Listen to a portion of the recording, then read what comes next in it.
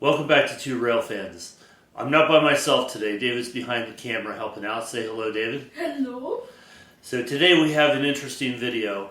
We are going to explain specifically our process for adding body-mounted couplers and metal wheel sets to Tyco train cars. I wonder how to do that. Now, before we get too far into that, I'm just going to go ahead and answer the question. The question being, why would you bother doing that? Well, a lot of us grew up with these Tyco cars.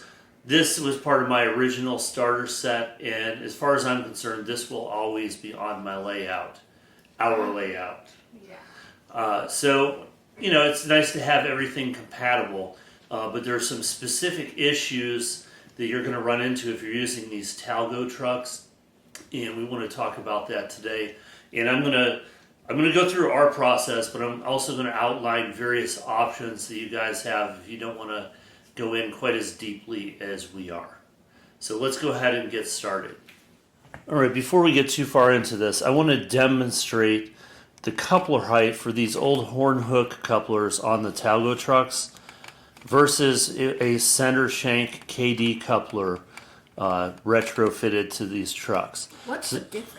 So, the horn hook is this old plastic style here that was normal with the older stuff. And you can see that is actually the same height as our coupler gauge. So, I thought that the standard for height had changed. It didn't change. It's just how these couplers fit in here. So, if you're like me and you like to use mostly the center set KD couplers, this is not the car we're updating today. I'm going to get this out of here. So here are some couplers that we've retrofitted, and it went off the track, and I'll show you why in a minute. We use the 148 whisker couplers, and you're going to see how low that is. That's different. So it's super low, and I'm going to go ahead and pop one of these trucks off of here, and you'll need to know how to do this anyway. You just basically squeeze and pull. Or we had to slide the camera over a little bit because I want you guys to see what happens if you put a 148 KD on here. It's going to hang lower, but watch what happens with this in the turnout. So it's a derailment disaster. Yeah, it's touching just the rail. doing this. So we need to. If you are going to do KD couplers, you can't do the center, so you'd have to do the offsets. And honestly, I'm not sure how high that would go. The other issue we had when we tried to do that, you have these Talgo truck adapters here, and you can try this route if you don't want to go the full body mount coupler like we're going to do. And it's just this little piece of plastic that you put in and twist that sits on the pin. I added this little piece of plastic on the bottom here because there was so much instability in this. That's why we've decided, since we're upgrading everything to metal wheel sets eventually, to just go ahead and do body-mounted couplers. Also, I want to point out we had put metal wheel sets in here. They do not all spin freely, and I have heard from some people that you can try and clean out the ends here. But we're going to go ahead and be ridiculous with our upgrades to Tyco. We're going to use some KD metal wheel sets. They just roll so smoothly. And this is obviously a luxury upgrade. You don't have to do this. But we figured we would go ahead and give it a try.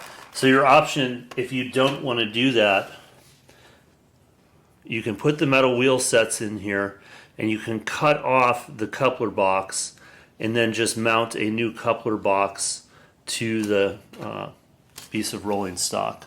All right, so the first step is we're going to remove these old wheel sets. I am going to scavenge the coupler out of here eventually, but for today I'm just going to use a new one. And before I glue the coupler box here, if this was not smooth, we would have had to smooth this out. But this is nice and smooth, so I'm going to be able to just glue right to this surface. But before we do that, and this is one of the other things that's kind of annoying with this older Tyco rolling stock.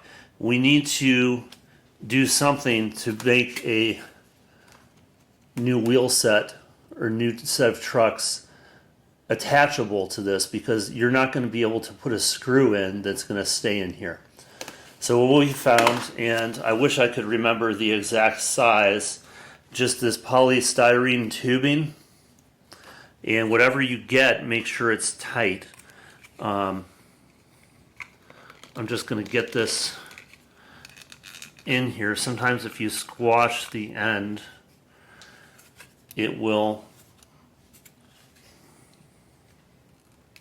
That's a little too much. Alright guys, this is honestly the worst part of this project. What I ended up doing, and I think I'd forgotten I'd done this before, if you can get it started, it helps if you just have a block of wood here. And so, because obviously I'm just going to punch a hole in the foam and just push it down until it's in nice and secure. And then the next step is I'm going to take my X-Acto knife and I'm just going to cut this off. And I'm going to have to shave this off to make sure it's flush. So I'm going to go ahead and do this off camera, and then I'll be back in a second. Alright, you guys can see I have that flush now. So I wanted to get this done. I'm not putting the trucks in yet, but I wanted to get this done before I glued the coupler boxes on here.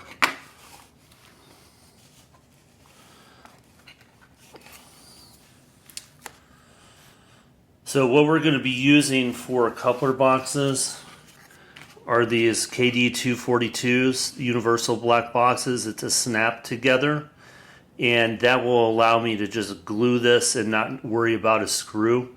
So I've already measured in here where I'm going to put these. So I'm going to go ahead and put the top box, get that glued in place and let that set up, and then we are going to put everything together. But before we do that, based on previous calculations, I know from experience that I need to have 4 of these shims in there for this to be level with the gauge. Shims are 211.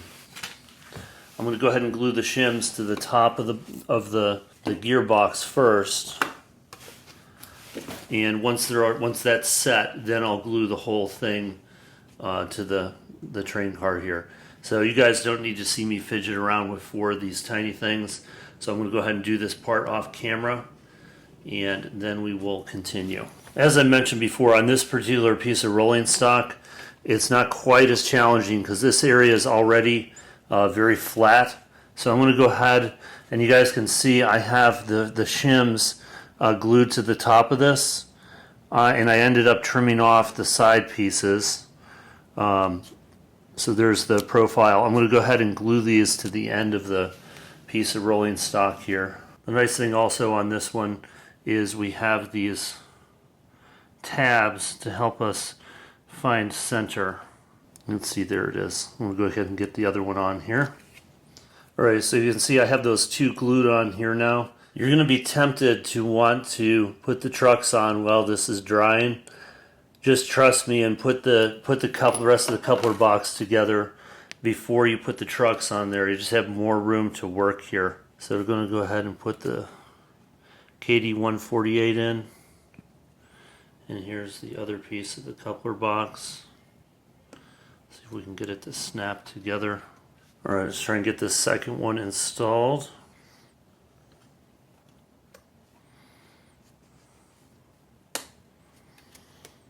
Alright, so those are both snapped in place. Moving freely. So let's go ahead and get our trucks on here. So the first time I used these trucks on, we bought them for an Ather and Blue Box kit that we were working on. I knew that anything we upgraded, we were going to go ahead and go with those. Instead of just using the metal wheel sets, they really do roll so much smoother. Also, and this is helpful because with these Tyco cars, you can't really find something out of the box that just simply works to mount the trucks here. We found these wood screws from, I believe, Lowe's, either Lowe's or Home Depot. They're number 2, 3/8 inch, and they seem to work great. So you're going to make sure you don't tighten this down too tight. You want it to be firm. And go a little bit more, but it needs to move freely. That's a little tight.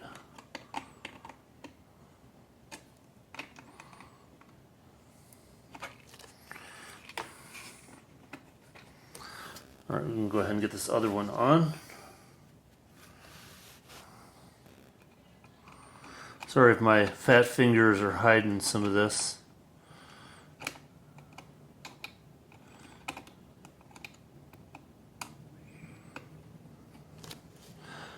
Alright, so get the second one screwed in here. Make sure we're still moving freely. Alright, and there you go. We're going to go ahead and get this on the track and we'll see how it measures up. Alright, first thing you're going to notice is that goes through the turnout perfectly.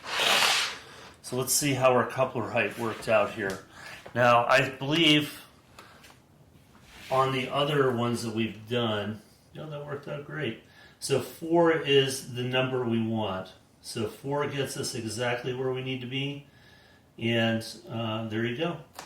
Hope that's helpful to some of you guys. Everyone have a good day. We'll catch you in the next one.